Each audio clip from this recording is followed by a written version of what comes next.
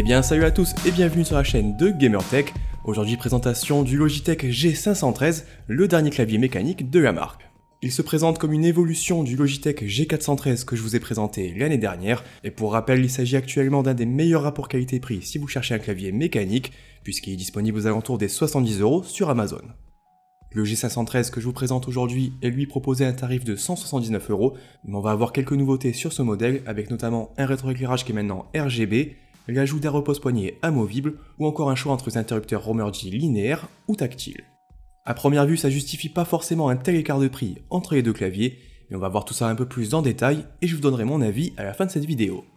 Pour commencer cette présentation, je passe comme d'habitude sur le contenu de la boîte. Donc ici le clavier va s'accompagner d'une dizaine de touches supplémentaires, on aura une petite pince pour les changer, on aura également un repose-poignet avec un rembourrage et un petit manuel d'utilisation. Place maintenant au design et ergonomie, et de ce côté-là pas de grand changement entre les G413 et G513, puisqu'on va retrouver un châssis en aluminium toujours aussi robuste et solide. On notera aussi qu'on retrouve encore deux finitions, avec d'un côté un coloris argenté et de l'autre un modèle carbone comme présenté aujourd'hui. Au niveau de la disposition des touches, pas de changement non plus, on va retrouver une configuration très classique et on n'aura pas forcément de touches supplémentaires ni même de boutons pour contrôler ces multimédias, et ça c'est un peu dommage puisque c'était un reproche qu'on pouvait faire au Logitech G413. On pourra quand même gérer facilement sa musique directement via des combinaisons avec les touches fonction plus FN, on pourra par exemple passer d'une piste à l'autre ou encore ajuster son volume. Alors évidemment c'est moins pratique qu'une molette, et c'est forcément un bémol pour ce clavier, puisque la plupart des concurrents proposés aux alentours des 150-200 € disposent de ces commandes dédiées. Au niveau des touches, le clavier conserve cet aspect légèrement surélevé, et ça c'est plutôt un bon point puisque ça va faciliter le nettoyage, mais également améliorer la diffusion du rétroéclairage, et ici le clavier se différencie par rapport au G413, puisqu'on a désormais un rétroéclairage RGB entièrement personnalisable, sur lequel je reviens un peu plus tard. Toujours concernant les touches du clavier, on notera qu'on va retrouver 12 touches supplémentaires avec un relief un peu différent. Donc on va avoir les touches 1, 2, 3, 4, 5 et AZER QSD, donc les touches les plus utilisées pour le gaming. Et pour changer ça se fait très facilement puisqu'on va avoir une petite pince en plastique qui permettra de venir les retirer et les remplacer. On passe maintenant sur la tranche arrière du clavier. Ici on va retrouver un port USB supplémentaire pour venir par exemple connecter une clé USB ou sa souris. On aura ensuite la connectique avec un long câble tressé, et au bout donc deux connecteurs USB, un pour l'alimentation du clavier et un second pour l'alimentation du port USB. Toujours sur la tranche arrière, on aura aussi au centre un genre de petit pas de vis, où on pourra par exemple venir placer un support pour mettre son smartphone. Alors de mon côté je vois pas forcément l'intérêt, mais si vous avez des idées n'hésitez pas à me le dire dans les commentaires. Si on retourne le clavier, on a ensuite une coque en plastique, on va retrouver sur celle-ci plusieurs patins en caoutchouc permettant d'apporter une bonne stabilité lors du gaming. On aura également deux pieds rétractables qui vont permettre d'ajuster l'inclinaison du clavier, et une petite gouttière pour faire par exemple passer le câble de son casque, et ça c'est plutôt un bon point. On termine cette partie design et ergonomie avec l'une des nouveautés de ce Logitech G513, c'est donc l'ajout d'un repose-poignet amovible. Il s'agit d'un modèle avec un rembourrage en mousse qui fait un peu penser à celui qu'on avait découvert sur les claviers de chez Razer, mais à la différence de ces derniers, on n'aura pas ici d'accroche magnétique, et ça c'est un peu dommage. À l'utilisation, c'est quand même une bonne chose d'avoir rajouté ce repose-poignet, et ça permettra d'avoir un confort supplémentaire, surtout si on commence à jouer pendant plusieurs heures. Avant de passer sur les performances du clavier, je passe rapidement sur les fonctionnalités, et notamment le logiciel qui accompagne ce Logitech G513. Alors depuis celui-ci, on va pouvoir créer plusieurs profils et les affecter à différents jeux ou applications, et pour chaque profil, on pourra modifier les commandes des touches F1 à F12 en choisissant parmi les commandes proposées par Logitech, ou en venant créer ses propres macros. Alors ici ça fonctionne plutôt bien, mais on pourra regretter que seules les touches F1 à F12 sont programmables, et non pas toutes les autres touches du clavier. Toujours depuis le logiciel, on pourra ensuite gérer les paramètres du rétroéclairage, donc on pourra choisir entre un éclairage uniforme, venir sélectionner directement les touches de son choix et changer leur couleur, ou encore opter pour les nombreux effets disponibles. Donc ici on va avoir des effets directement proposés par Logitech, mais on pourra également créer ses propres effets, et clairement il y a de quoi faire, et les amateurs de RGB devraient apprécier. Pour vous faire une meilleure idée du rendu, je vous montre quelques exemples en vidéo.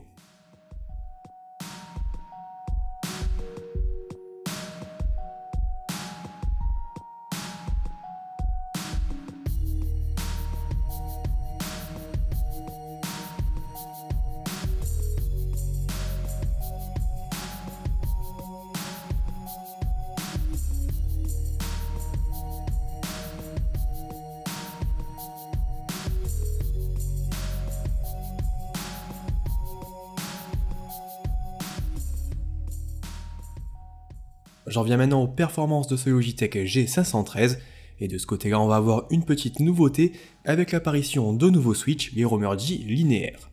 Alors pour rappel, les précédents claviers de la marque intégraient des interrupteurs mécaniques Romergy tactiles, donc des interrupteurs qui se rapprochaient plutôt de chez RMX Brown, et on aura maintenant le choix entre des Romergy tactiles et des Romergy linéaires, qui eux se rapprochent plutôt des chez RMX version RAID. L'une des principales différences entre les switches Romergy et les switches chez RMX, ça sera au niveau de la distance d'activation, puisqu'on va avoir ici un enclenchement à 1,5 mm pour une course totale de 3,2 mm. En théorie, on devrait donc avoir une frappe un peu plus rapide, même si évidemment ça va pas faire de vous un meilleur joueur du jour au lendemain. La version que je teste aujourd'hui est équipée d'interrupteurs Romergy tactiles, et pour me faire une meilleure idée de ses performances, je l'ai testé sur plusieurs jeux, comme par exemple Fortnite, le nouveau Far Cry ou encore Final Fantasy XIV. À l'utilisation, pas grand chose à reprocher au G513, les frappes s'enchaînent parfaitement et rapidement, et globalement je pense que j'ai pas forcément besoin de repasser en détail sur ces interrupteurs, puisqu'ils ont déjà fait leur preuve sur les précédents claviers de Logitech. Je termine quand même avec un point important des claviers mécaniques, ça sera évidemment le bruit, et je vous fais une petite démonstration pour que vous puissiez vous faire votre propre avis.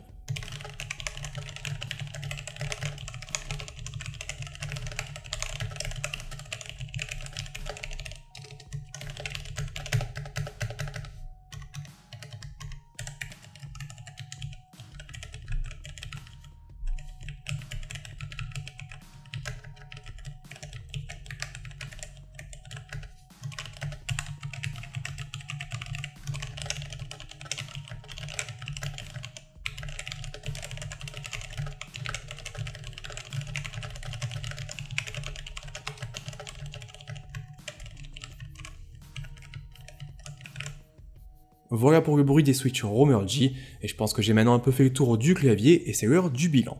Donc globalement, ce G513 c'est un très bon clavier, il n'y a pas grand chose à lui reprocher, il est performant, robuste et facile à prendre en main, mais pourtant je vais pas forcément le recommander parce qu'il est tout simplement beaucoup trop cher par rapport aux fonctionnalités proposées. C'est surtout flagrant si on vient le comparer au Logitech G413, qui lui proposait aux alentours des 80€ contre 180 pour ce Logitech G513, et concrètement il n'y a pas grand chose de plus ici, si ce n'est un rétroéclairage RGB, un repose-poignet ou encore le choix entre deux types d'interrupteurs. Donc si vous disposez d'un budget plutôt restreint, je vous conseille de vous orienter vers le G413, et si vous disposez d'un budget plus conséquent, je vous conseille plutôt de vous orienter chez Corsair ou HyperX, puisqu'on aura des modèles aussi performants, mais surtout plus complets en termes de fonctionnalités.